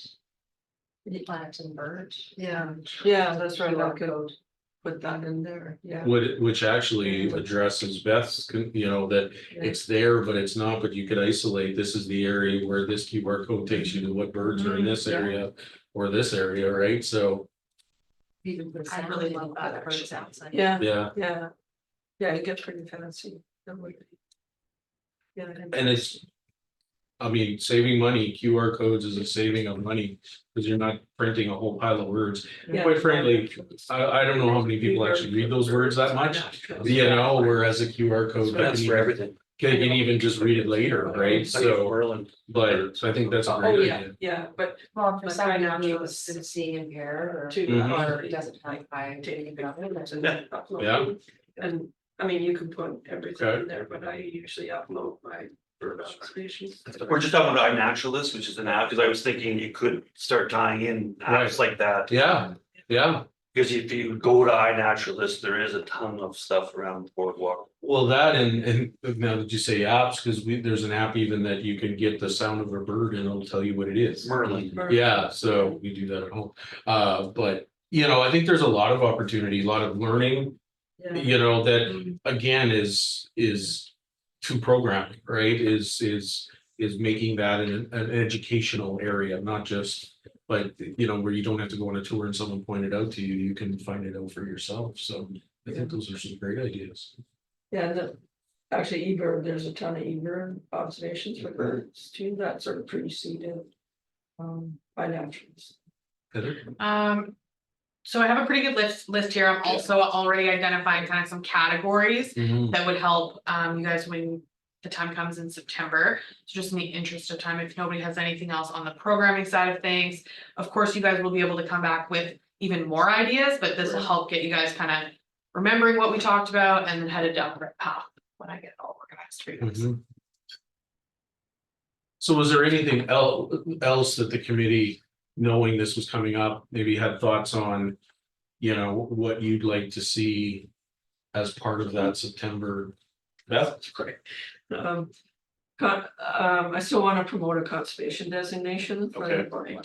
Yes. Yeah. Okay.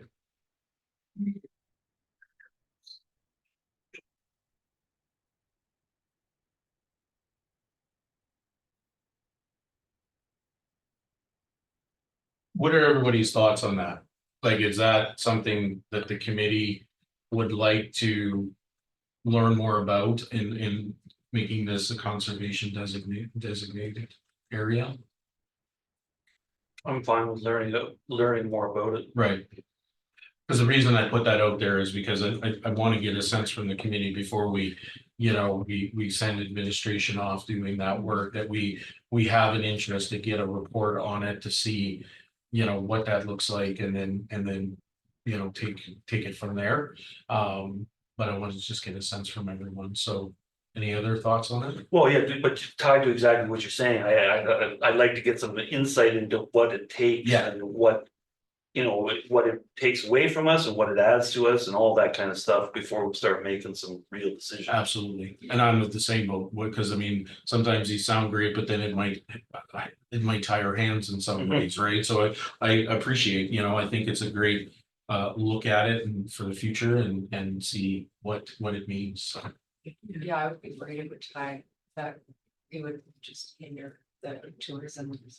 But I think there's gotta be a balance there, Mhm. but like, part of it is, like, I had that story of that guy walking around with his trapping sticklebacks, calling them minnows, and like, you need something to identify that this is a natural area. Yeah. And so that you don't keep degrading it and just becomes a Disney World tourism thing, like, so there's that balance, so to me, it'll bring it always forward if there's some really question, should we do this or should we do that, rather than a hindrance, it gives you guidance, I would think. oh yeah, I think there's some value to it for sure, yeah.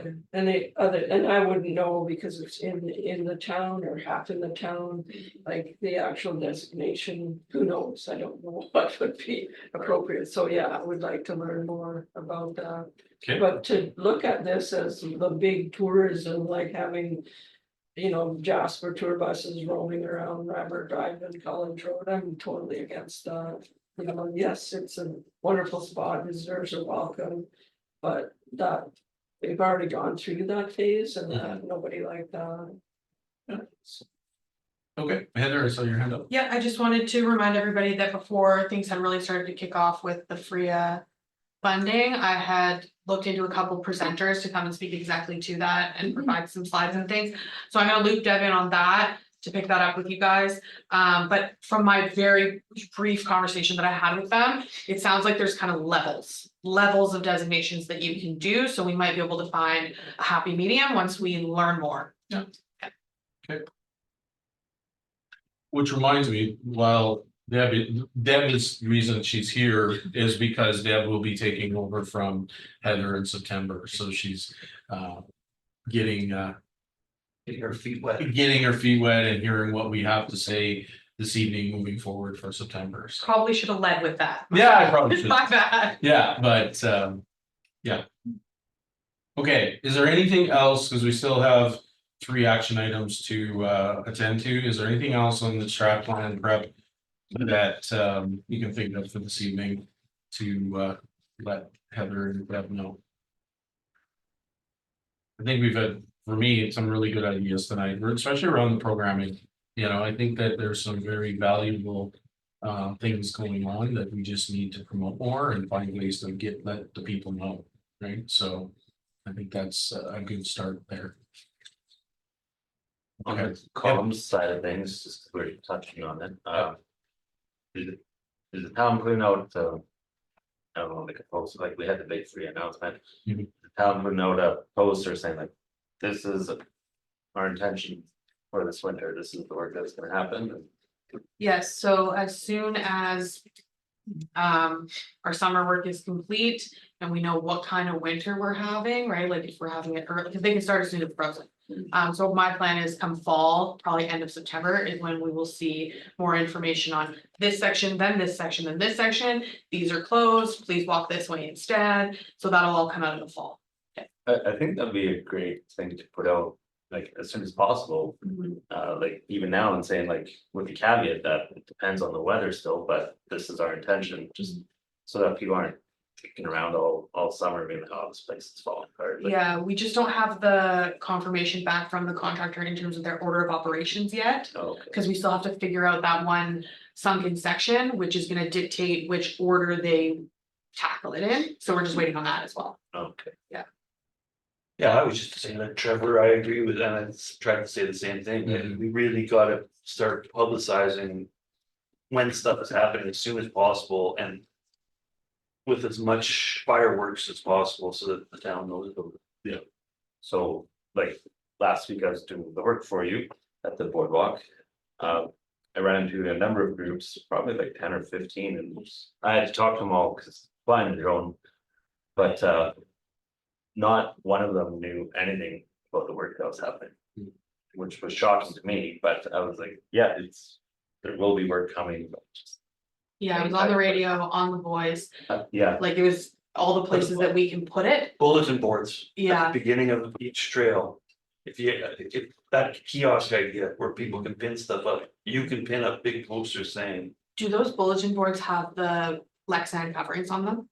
Does anybody remember? I think the one at Sutherland does, but not the one in the back. But I think we are gonna have a little bit of leftover money from our signage project potentially, which may allow me to bolster that communication and also update the board so that our posters aren't flying off into the wetland. Thank you.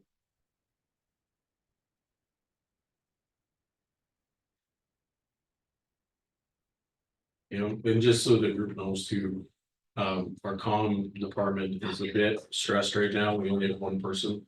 The other person is moving on, so they are actively recruiting at this point. So our CEO said probably mid-July going through all the application process and interviews and stuff. So hopefully we have somebody by then, but right now things are stressed there. We do have an additional comms person who's been on mat leave. She does come back in September.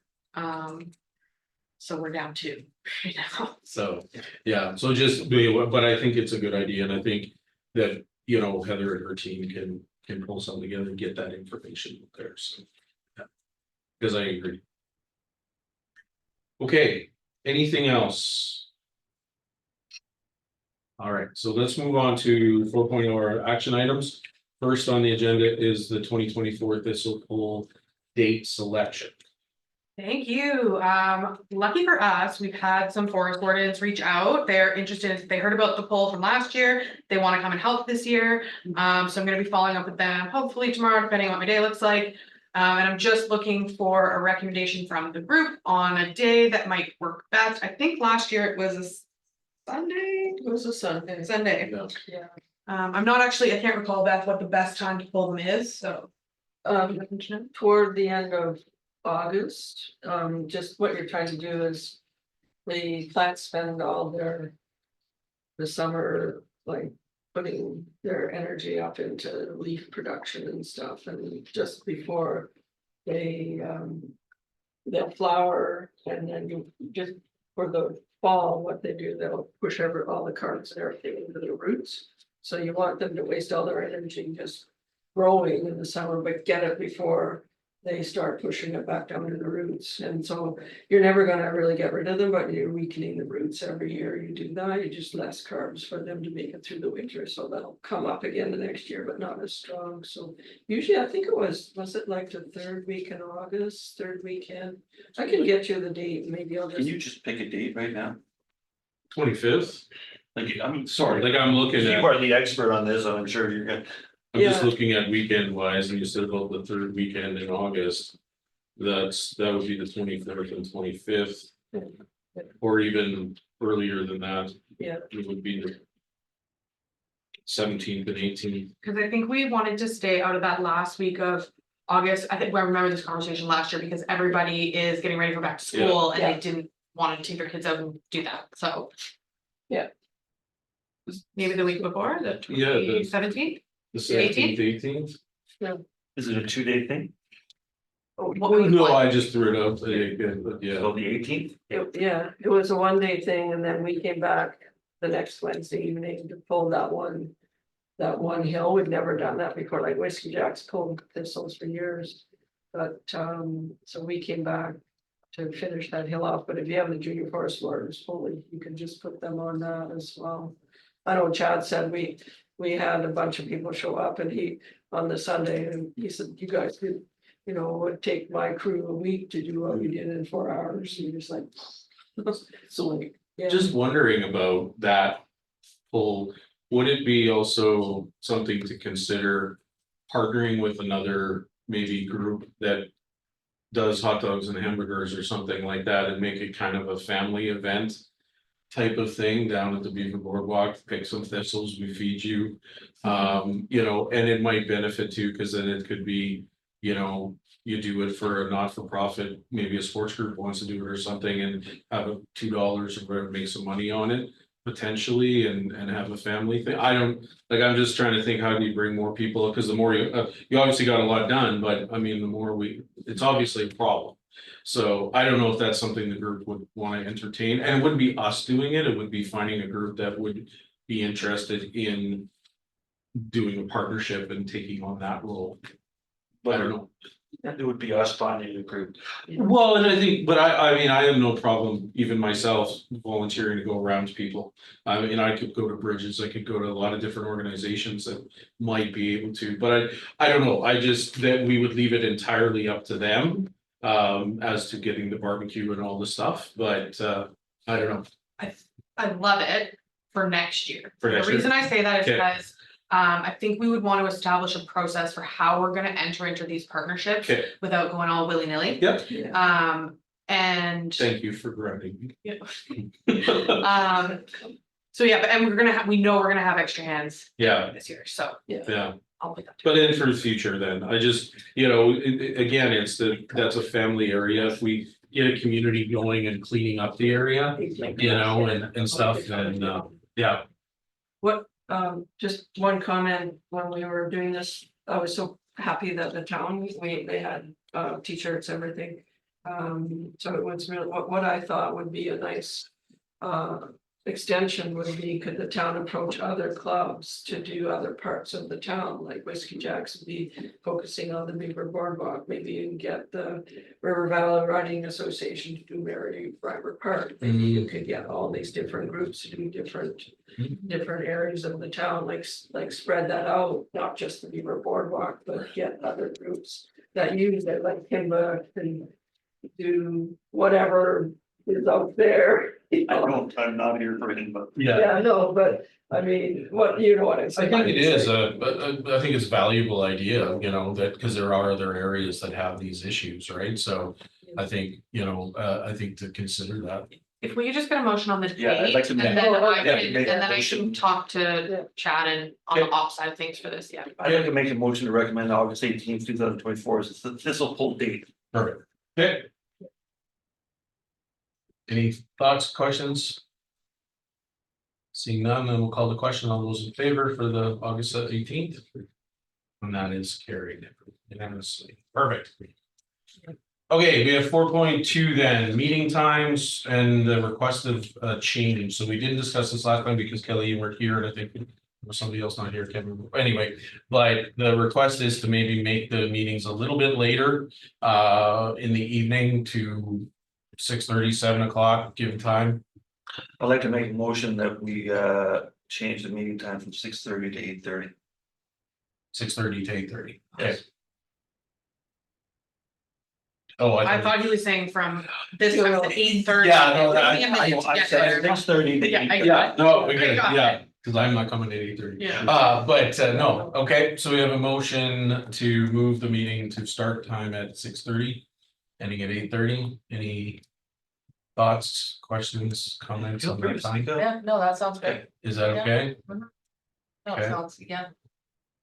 I do just want to give the opportunity to Deb to, just because she is in Yellowhead County, so that would make a bit of a drive, but if you're gonna be attending largely virtually, Deb, I don't know what your schedule is, but this would be the moment to chime in if you don't like the 6:30 time slot. No, so thanks for that opportunity, Heather. I don't mind the 6:30 to 8:30.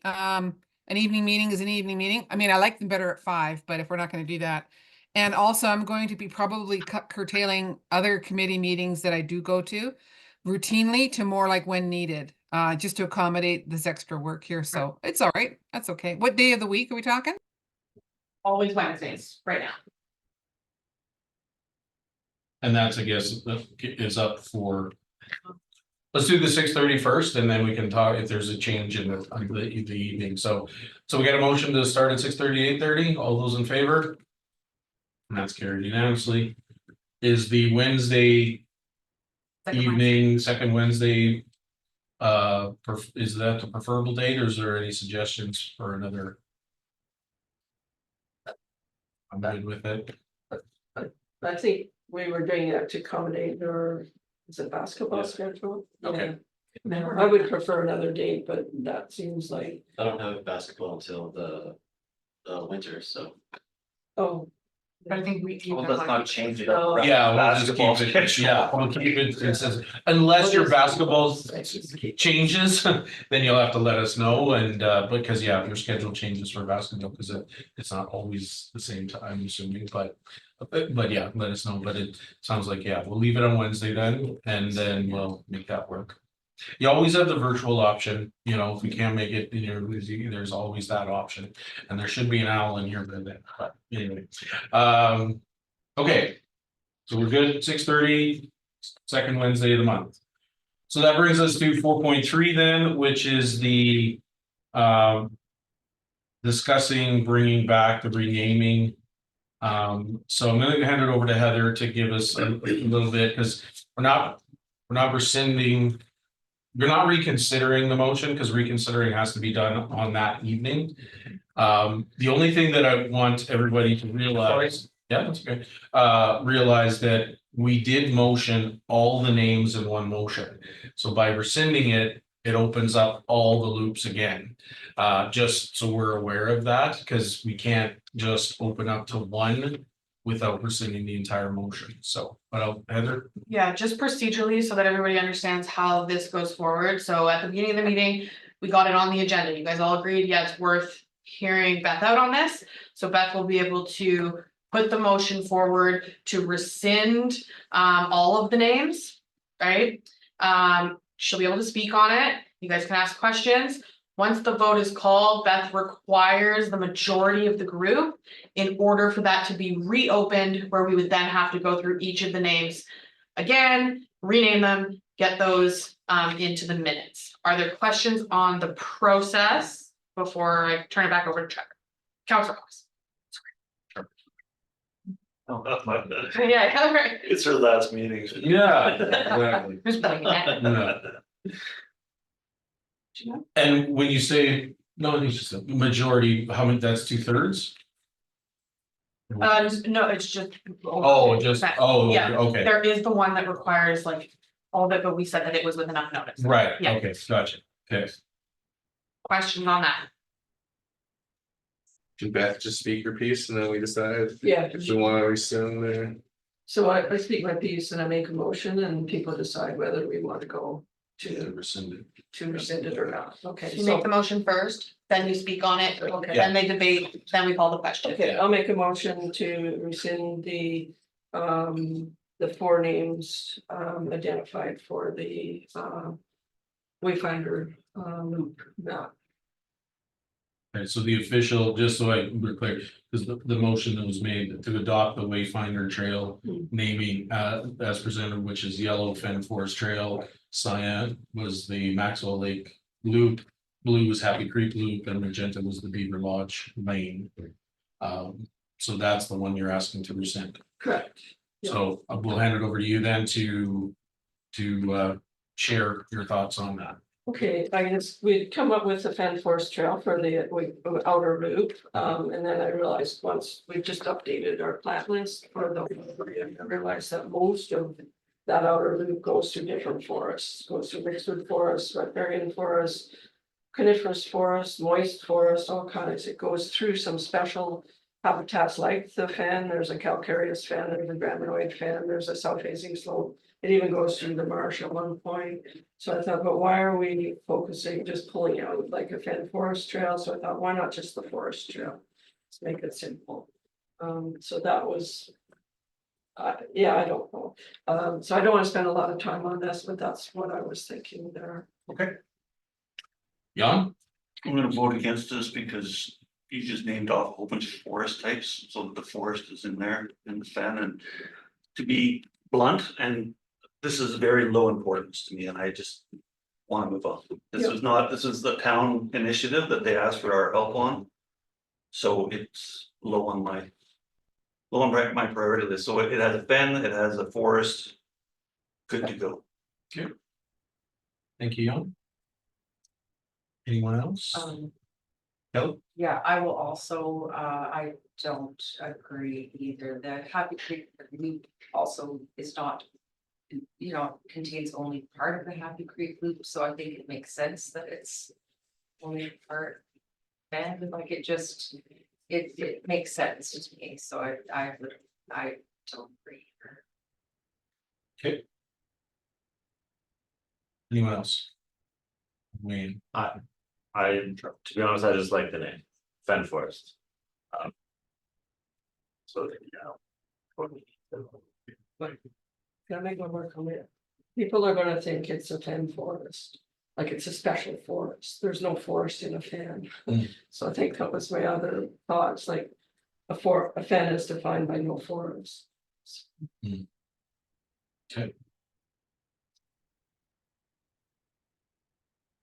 I'm looking at you, George, or sorry, certainly. Chair.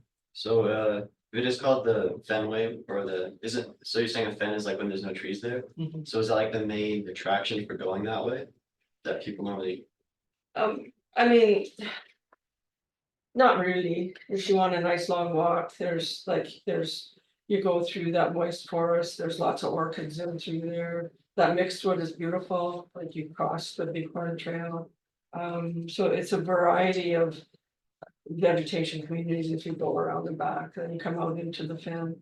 But the whole loop actually goes around and there's marsh on one end, you're on a south facing slope on the side of Maxwell, so that's a pretty unique habitat. And then you're back on marsh, you know, you know, near Sutherland, so. To me, it's like, why are we pulling out just the Fanny when you could be pulling out all these other unique, but mostly it's a forested trail. Any other, George? I just like, I thought the Fen was like historically, that was what the trail was called. But Traditional. historically, we've had the upper loop and the downstream loop, and those are on the signs out there now, but Yeah. we're not worried about. I thought it was more like an homage to the history of it too. But I like the original names we had last week. Okay. All right, everybody's weighed in, so we're then gonna call the question. All those in favor of rescinding this motion. Of the renaming and Wayfinder Trail naming. All those in favor? And all those opposed? Okay, all right, Well, so we will keep it as the same, all right? Which is a good timing because it hasn't gone to the printers yet, so this is good, but we gotta do her, so, okay. So I'm gonna go back to our agenda, thanks, everybody. So that wraps up our action items, so moving on to 6.0 for roundtable, so I'm gonna start, Heather. Sure. I don't want to steal like all of Trevor's thunder, but I just wanted to thank him for, in his other life as an engineering professional, I guess, you can tell him your real title. He, went through his work job, he, flew the drone to get us the information that we required to submit to, AP, for the next phase. So thank you so much for meeting me out there, and, it came back really, like, even better than you described it. So I appreciate that. Awesome. Thank you, Heather. Deb, anything for roundtable? No, okay. Sure. My title is project manager. Right, But- you did tell me that too. Don't worry. I fly drones for fun and work takes advantage of it, and if any day I get to fly drones, it's a great day, so I'm glad you loved it. Yeah. Yeah, I already spoke on the one thing I wanted to talk Mhm. about was section E, there's one hazard section that I'd like to chat to radar right away, awesome, thank you, and that's it from me. Okay. Beth. Real quick, we just, the Whiskey Jacks had a willow identification course a couple of weekends ago. Mhm. And I've always wanted to, it's very specific, you know, you have to identify with the female catkins and the adult leaf, so you gotta be there a specific time of year. But one of the big learnings, one is there's nectaries at the bottom of these cactins, so all the insects and the, you know, bees and everything, I didn't really realize there was nectaries there, you know, so early spring insects and hummingbirds and stuff, they've got a place to feed. And the other thing is the number of willows out there, like at a size of this table, you could have 6 different species just all jammed together like that. It's like, whoa. Mm. So we updated our plant list, and there'll be another plant list update coming as well, because there's still a lot of stuff that is out there. So that's it. Excellent, Different learning. thanks, Beth. John? Plant list, another great thing for the kiosk. Mhm. Yeah, oh, yeah, it's pages long. Okay, maybe not. But the map of the communities would be good for the I kiosk. think we can help with that. Okay. Strike a deal. I wanted to say that unfortunately, and I can't use names, but I know Beth will know what I'm talking about, that the older dude who was hacking down vegetation, he was back at it the other night Oh, behind the really? behind Rocky's tower. And I was on the other side or halfway across and I had to get home, so I couldn't go and deal with him. Or talk to him. It sounded like, but yeah, I just thought I'd throw it out there. If you do know the gentleman, or maybe someone who can go and have another talk with him. Yeah, Why is he doing this? he's unfortunately, I think he's in some stage of dementia, so he's Okay. fixated on this, and I know. Some of the Whiskey Jacks have tried to talk to him last year, I won't use his name, but Yeah. they can't. He's just fixated Okay. on this, so it's kind of, I'm not sure who would be able to work with him. I think this sounds like a matter, like we could maybe get Heather to go to the chief protective services and have a protective services member, maybe if we know the residents in which they live. to talk to the caregiver, and maybe go that route.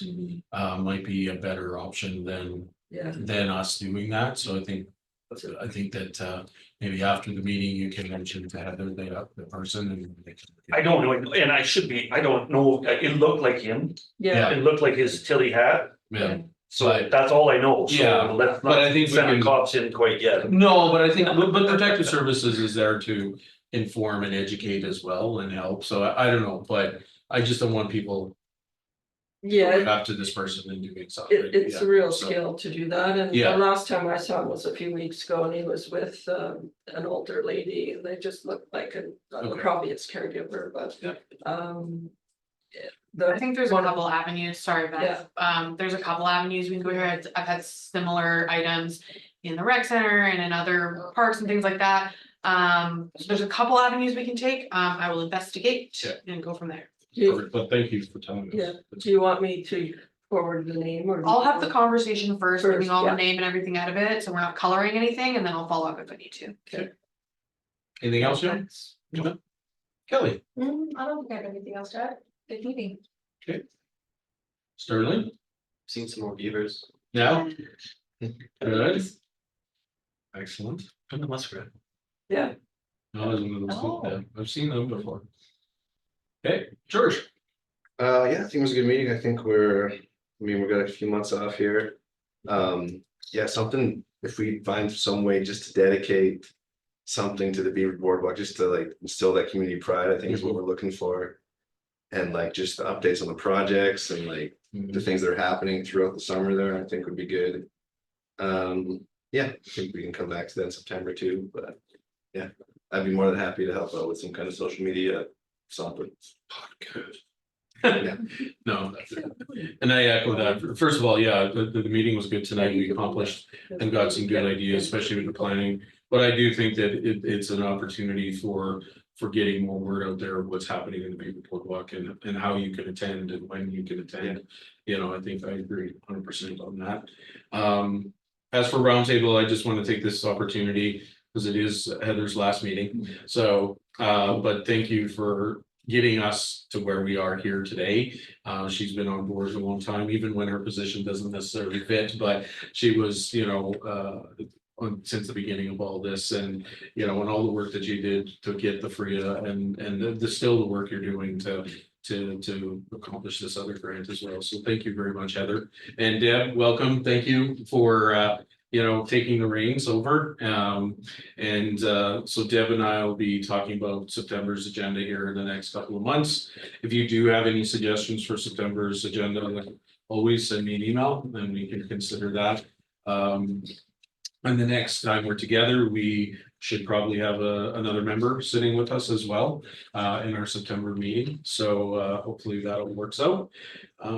That's all I have to report. Just to that, right, with respect to the continuity, I do have time to still be receiving emails, so please continue until Deb is here for her very first meeting in September. Okay. Flying solo, please continue to send me those things, so that I can bolster this and best prepare Deb to help you guys move forward. Okay. Thank you. Excellent. Okay. All right.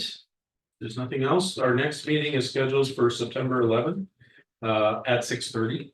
Make sure you put that in your calendars.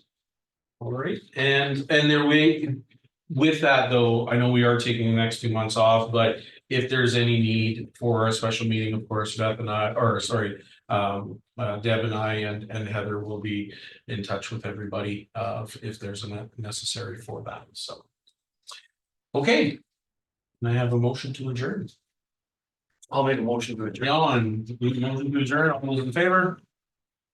Carried. Thanks, everybody. I'll just take the maps back to bring all these, so I can store them away for when we all forget to bring them.